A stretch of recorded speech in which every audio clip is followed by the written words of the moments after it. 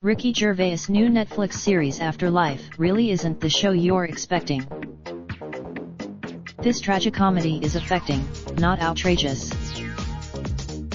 Note this article contains spoilers for Afterlife Season 1 on Netflix.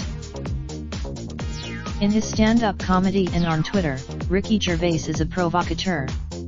He's a man who believes, so you'd be forgiven for thinking, or even fearing, that his new Netflix offering Afterlife would be a very particular sort of show. Even creates the false impression that it'll follow Gervais' character Tony on the warpath as a kind of verbal vigilante, cussing out nosy strangers and shouting down ignorant schoolboys.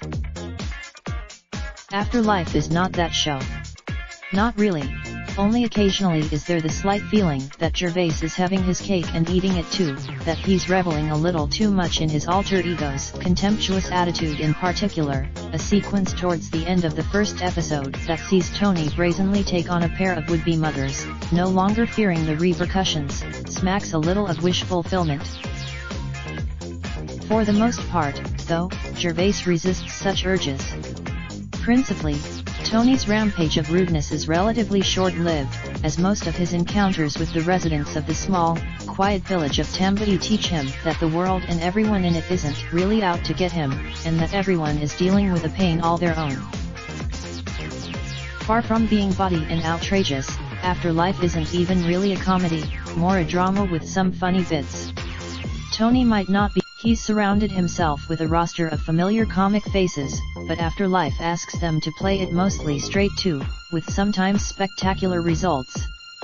Tony's late wife of the impressive ensemble cast, plebs Tom Baston, is another notable standout, perfectly awkward and hugely charming as Tony's boss and brother-in-law Matt, while Tony's graveside exchanges with Penelope Wilton's sweet but sharp Anne are the scenes across the series most likely to have you blinking back tears.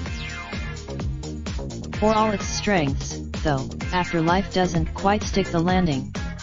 With Tony, but one last conversation with Anne, in which Tony vows to keep on being blunt and unforgiving but only towards those who.